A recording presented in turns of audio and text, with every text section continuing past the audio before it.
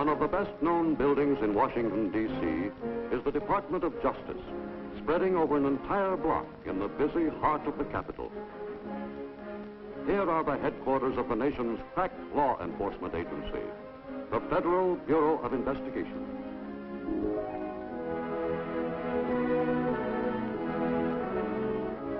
Today, as every day, the morning mail brings thousands of reports from the FBI's 52 field offices, located in cities throughout the United States and its possessions. One envelope may hold information from a special agent in New Orleans that will help another agent's investigation in Machias, Maine. Another may hold the important confession of a communist agent. And each day, an average of 400 pieces of mail contain evidence for examination by the Bureau's famous crime laboratory. Matters of high priority are handled by the FBI's own radio system or by telephone. A vast teletype network links the Washington headquarters with field offices from Boston to San Diego, Seattle to Miami. In addition to the enforcement of a score of federal laws, the FBI has been directed by the President to maintain the internal security of the United States. The Bureau's work is made easier by the wholehearted cooperation of the American public.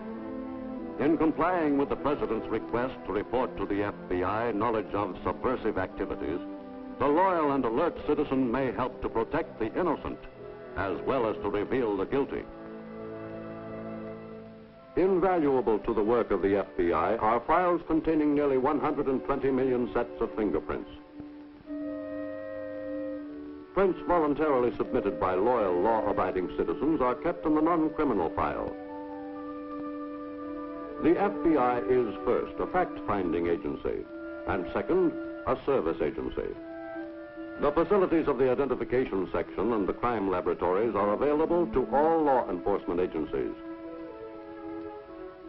At its Washington headquarters, the Bureau maintains the most modern and completely equipped crime detection laboratory in the world.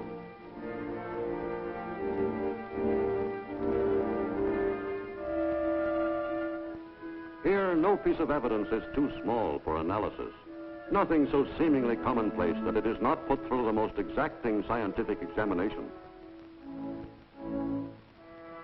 The discovery of one small new detail will often crack a baffling case. Whether evidence in criminal cases comes from the detective bureau of a large city or from the sheriff of a remote county, it is examined promptly, carefully, and with but one purpose: the swift detection and arrest of the criminal. Documents of criminals and subversive agents may frequently be traced to their source by comparison with handwriting or laboratory specimens from nearly every known make of typewriter. If the results of these tests do not produce convincing evidence, the solution of the case may turn on a second fact: whether or not the suspect ever had in his possession paper of exactly the same weight and thickness as that of the questioned document.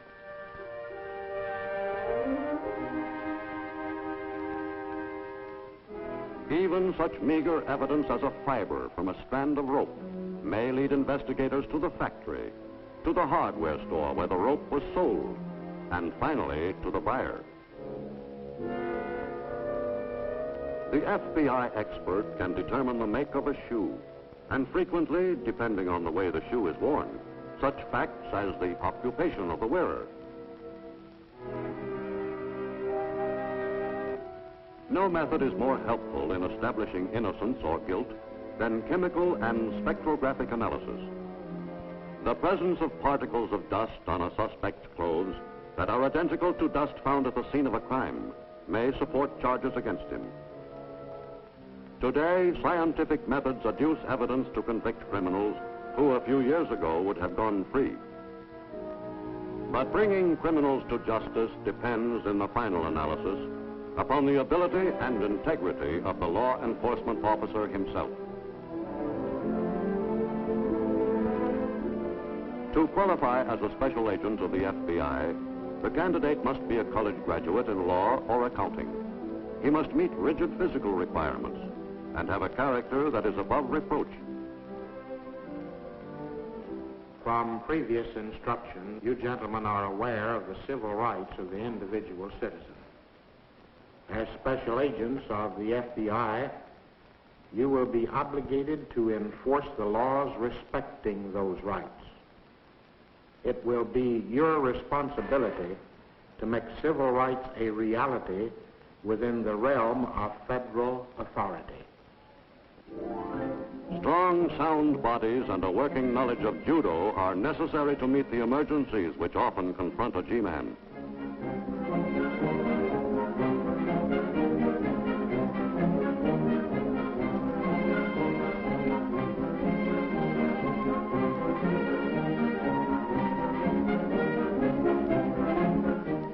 Every agent must be prepared and qualified to outshoot the most desperate criminal.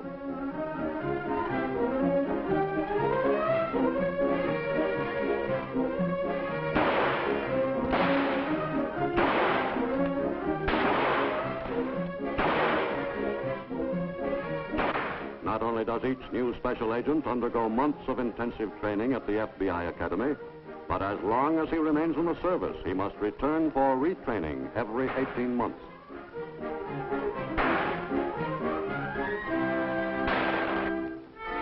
Because the Federal Bureau of Investigation is called upon to solve almost every type of crime, the special agent must be as qualified to investigate a homicide as to track down kidnappers and enemy agents.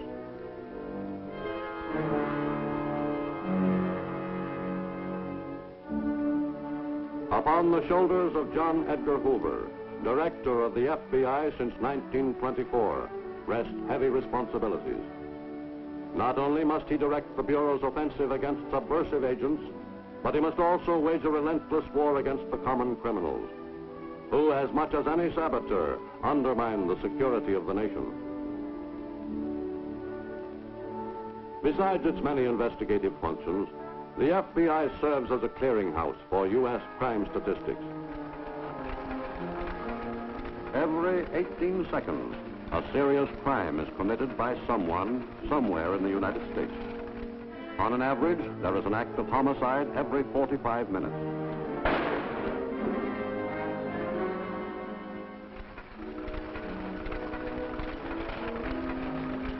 Every minute and a half, there is a burglary.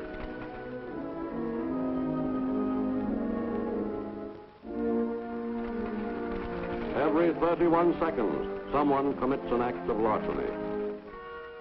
And reflecting the prevalence of lawlessness among the young, 2/3 of those arrested in their teens and early 20s are first offenders.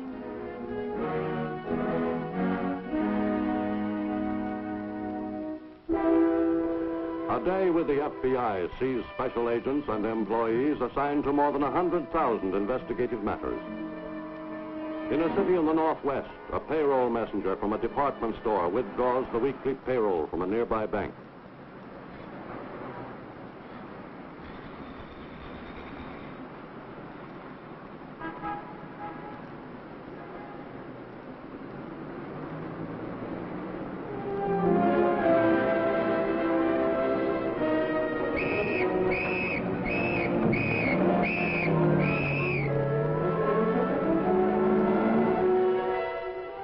Eyewitness could positively identify the hold-up man, but police held several suspects answering the general description.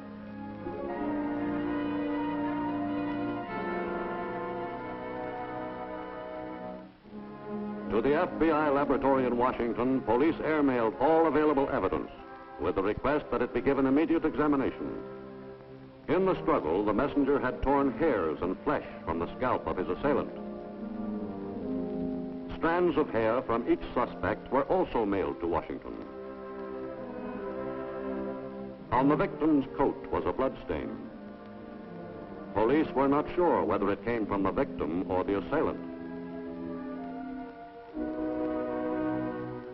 In the serology section, technicians start immediately to study the blood stains.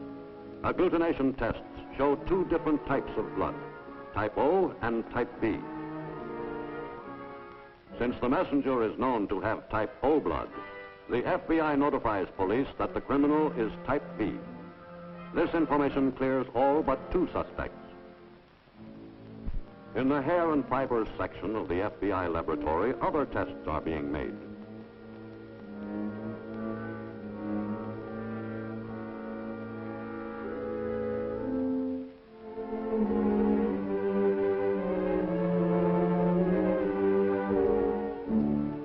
Comparisons show that the strand of hair from the assailant's scalp is exactly the same as the hair of one suspect being held by police.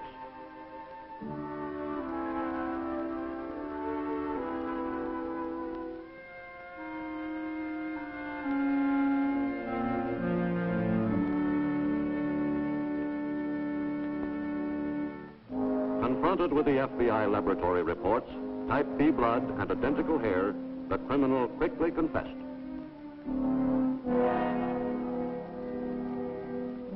In a southern city, after an 11-year-old girl is killed in a hit-and-run accident, the police gather significant evidence. The impact of the car hitting the victim had loosened mud caked under the fender. When questioned by police, one suspect gives a plausible alibi. He has not been anywhere near the scene of the accident. But in the FBI laboratory, the prompt and careful collection of evidence begins to tell another story.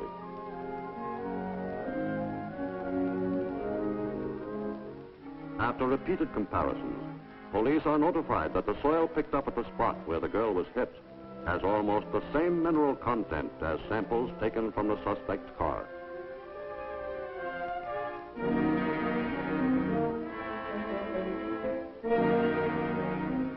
When the victim was struck, surface paint from the fender was smeared on her dress.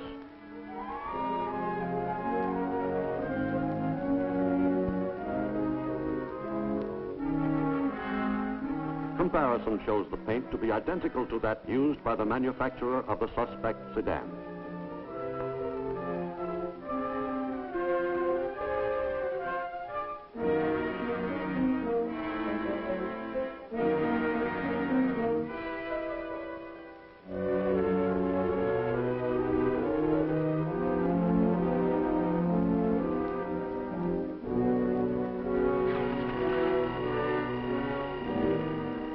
A spectrographic comparison with a chip of paint taken by police from the suspect's car provides even more convincing evidence.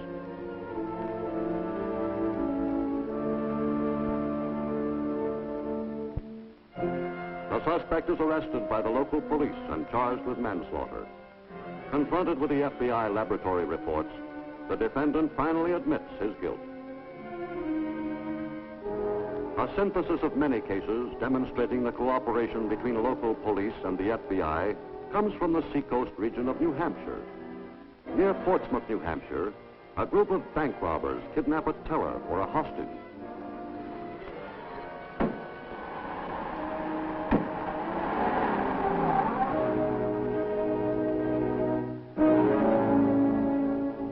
Squads of FBI agents comb the countryside for any stray bits of information that may help them in the case. A farmer who had seen some men around an abandoned shack gives the G-men their first lead. The entire area is carefully searched for evidence.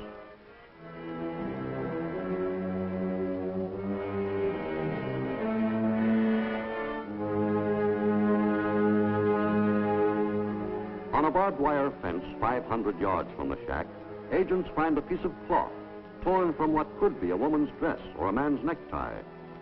This, along with other evidence, is sent to the Washington laboratory.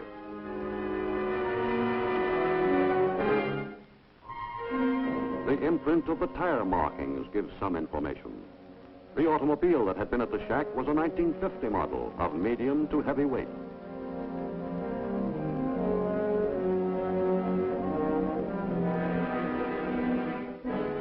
All over the country, FBI men visit textile mills, looking for the manufacturer of the distinctive fabric. In both Massachusetts and North Carolina, agents find factories whose looms produce the identical pattern. At each mill, the manufacturers supply the names of wholesalers and jobbers who had purchased the finished cloth. In Washington, the FBI laboratory is able to report that the cloth in question came from the Massachusetts mill.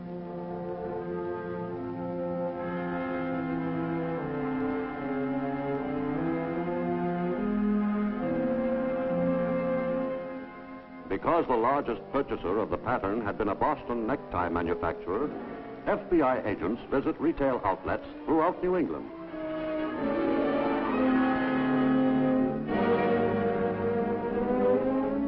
This painstaking and thorough investigation eventually pays off. A clerk recalls a customer who recently purchased a large number of ties. One was a duplicate of the pattern. Shown photographs of known bank robbers, the clerk identifies his customer.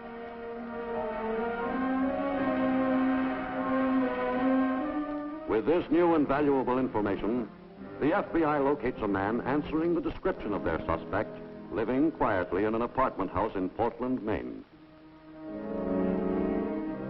The treads on his auto tires match the tire prints found near the shack.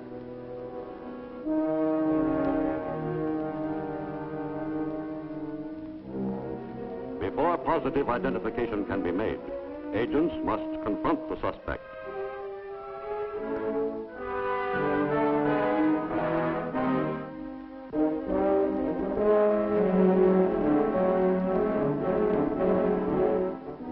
So that he will have no opportunity to warn his confederates, the agents proceed cautiously. In the apprehension of a dangerous criminal, the FBI special agent may encounter situations beyond his training or experience. He must then rely upon his courage and resourcefulness.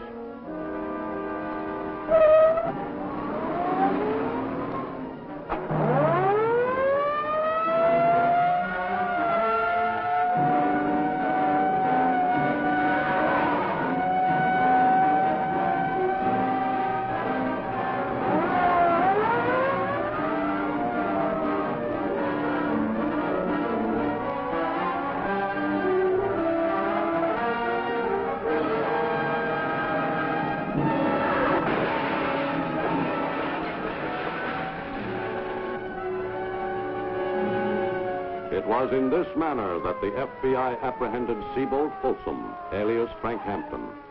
He and his confederates are now serving long terms in a federal penitentiary.